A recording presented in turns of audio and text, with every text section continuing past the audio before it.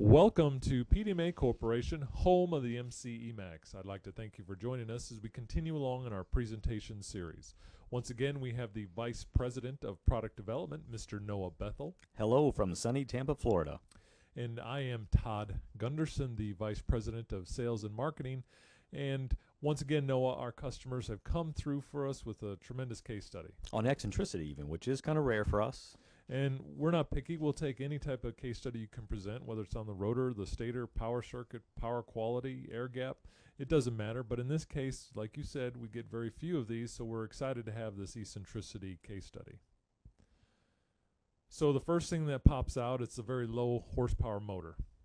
And when customers say typically, what types of motors do you test? They want to know big size. Is it just big motors? Right. They all focus on the big, expensive ones, but the reality is criticality is a much more important issue.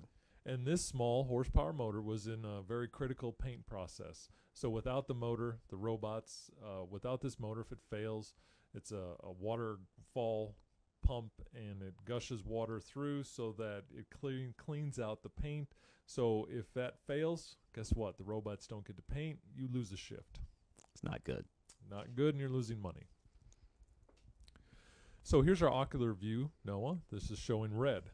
Yes, generally red is bad, and this is the ocular view. The fault zone here is still continues to be one of the most talked about features of our software. The customer base really enjoys the interactivity, the way it groups the fault zones together in the middle area, and you can simply look at the individual readings. So very interactive, and of course it's showing some fairly high peaks.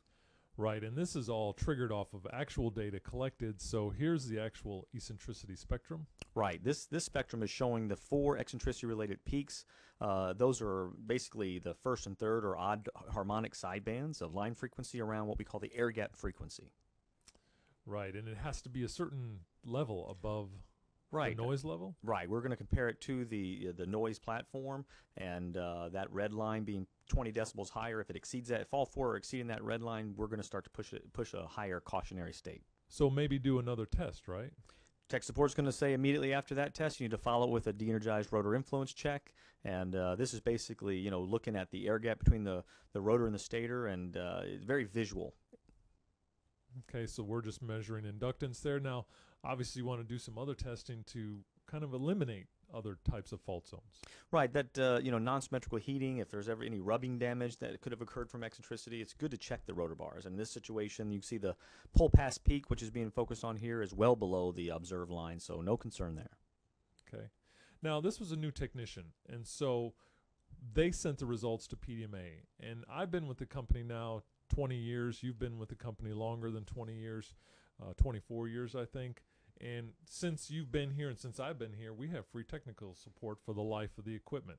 It really is so important to especially to the new users. Our president always says, "Call us before you call the crane," and that's a good phrase to remember. We're here. We look at data all the time. This is what part of what we do, and just having another opinion of the data that you're taking before you make a big decision, like they were in this situation, it makes sense to give us a call. Right, and it's simple.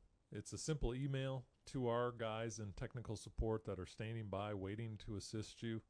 But in this case here, the technician was fairly new to the technology, and they had said, well, this is a problem motor, but process dictates, right? So the motor had to go in, and 2 months later it failed. And as a result, they lost a shift of that, and who knows what type of dollars were lost because of that. Hard way to learn a lesson. Hard way to learn a lesson. Yeah, but you have to baby steps to get to get acceptance in your program, correct? Right. Credibility comes with time. Right. Well, that brings us to the end of this case study. And as always, we appreciate your input. And if you have any other case studies to share with us, we'd be more than happy to entertain them and help you out. Have a great day. And until then, stay safe.